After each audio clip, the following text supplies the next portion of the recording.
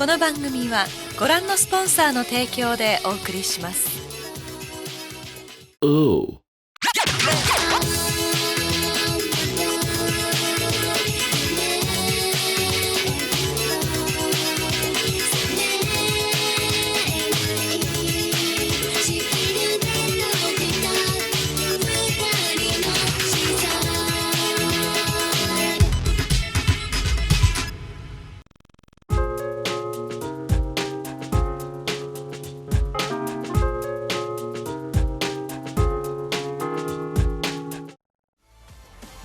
Welcome to Sushi Bites. I recently took the plunge on an Oculus Quest 2, the latest virtual reality headset from Facebook. No, I'm not sponsored or anything. I've watched some streamers and content producers messing around with VR, and it just felt like the right time, with a new and improved consumer headset hitting the market. If you want to experience the wonderful world of VR, and don't mind selling all your personal data to Zuckerberg and his posse of body snatchers, you too can blow far too much money on a piece of junk that may well let you date the woman of your dreams, but can't let you feel the warmth of a real person. VR, the next big technological leap, said Zuckerberg. It could well be. It opens up many opportunities for gaming, exercise, relaxation, and communication. You can slice up floating cubes for that mad rush of cardio. Maybe sit back and watch a 360-degree video of your choosing. You could explore random places in Google Earth Street View.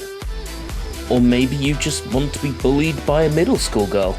I'm not fit to judge. You do you. If that's the kind of thing you're into, then Teasing Master Takagi-san VR First Semester is precisely the game you've been looking for. Get dropped toes first into the shoes of series protagonist Nishikata. It brings back my childhood of getting teased, bullied, and treated like shit by the girls I fancied at school. The only difference is, I never got the chance to marry any of them, unlike Nishikata. But what is Teasing Master Takagi-san? It's a manga, a best-selling one, in fact. We only have figures up to February 2019, but at that point over 6 million copies had been printed. It's no surprise a manga so successful paved way for an animated series. 2 seasons strong and a potential third one next year. I guess the genre could be described as rom-com, if you're inclined to use terminology that never left the 90s. It's a slice-of-life story about a boy named Nishikata who constantly gets teased by his middle school classmate Takagi. What Nishikata isn't aware of, however, is that Takagi's pranks and practical jokes are her way of expressing her love for him. This virtual reality game puts you in the shoes of Nishikata. Now you can be the subject of a child's affections. The audience for this game is who exactly? Describing the experience of playing Takagi-san VR without using negatively critical words is going to be quite difficult. As someone new to the world of VR, there might be something I don't particularly understand or get about this game, but honestly, $15 for less than a half hour's content. I'll run you through it. Upon booting the game, it'll just be you and Takagi in a classroom. She's seated at her desk, and you're seated at yours. From here you can bring up a menu and select the scenario you'd like to play.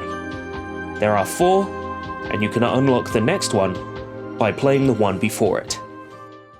The first scenario sees you and Takagi-san in the classroom on cleanup duty. A good excuse to not have to 3D model or animate any other characters.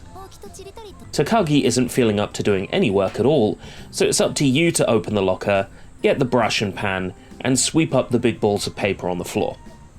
Meanwhile, Takagi-san, played by her Japanese voice actress Rie Takahashi, derides you constantly.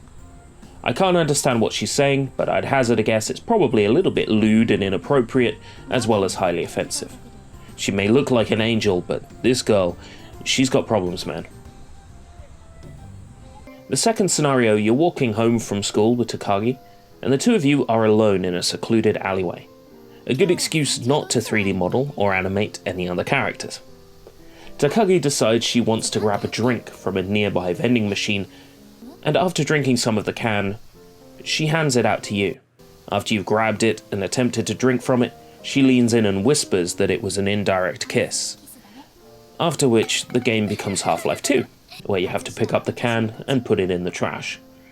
You can't just pick up Takagi-san and put her in the trash, unfortunately. She even offers to give you your first proper kiss if you can get the next can in the bin, but no matter how good a throw I am, it never seems to land in the bin. More on that in a minute.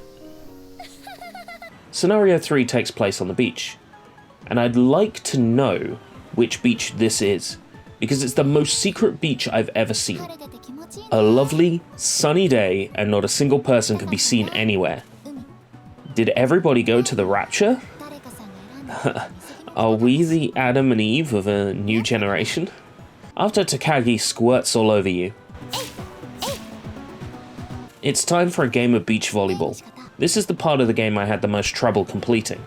I can grasp reaching forwards, picking up the ball and throwing it, but serving the ball took me a while to figure out. As for beating her at volleyball, I didn't stand a chance. Whenever she does an unrealistically tall serve, I can never bat it back at her. Actually, that's because I'm fairly certain you can't win. Much how you can't get the can in the bin when she offers you a first kiss as a reward.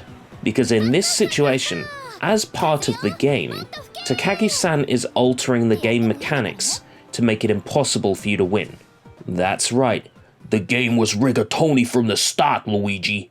The fourth and final scenario sees you and Takagi walking home.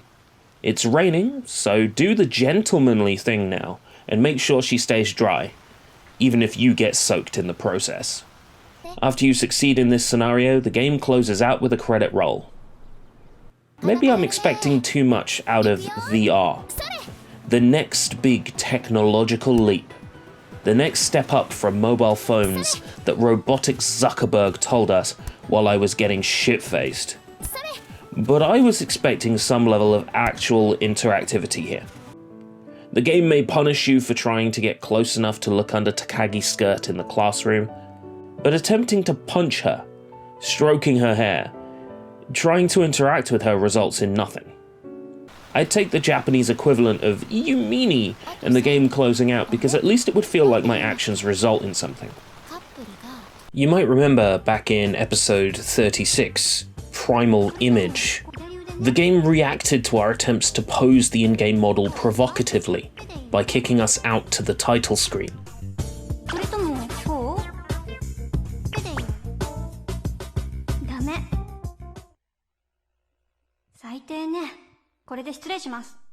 A move I thoroughly applauded because the game seemed self-aware.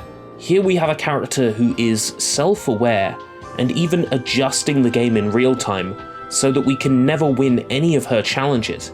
But she's not even self-aware enough to react to a fist in the face. Who exactly was this game for, again? Did we ever work that out? They know their audience. Lonely otaku with a VR headset who want to experience the love they never had a chance to experience in their real life.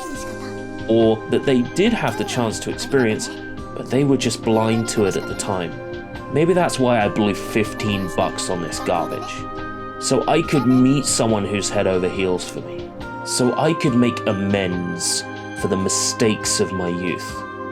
It's just the lonely consumer trying to sneak panty shots of a Japanese schoolgirl. This has been Sushi Bites. VR was a mistake.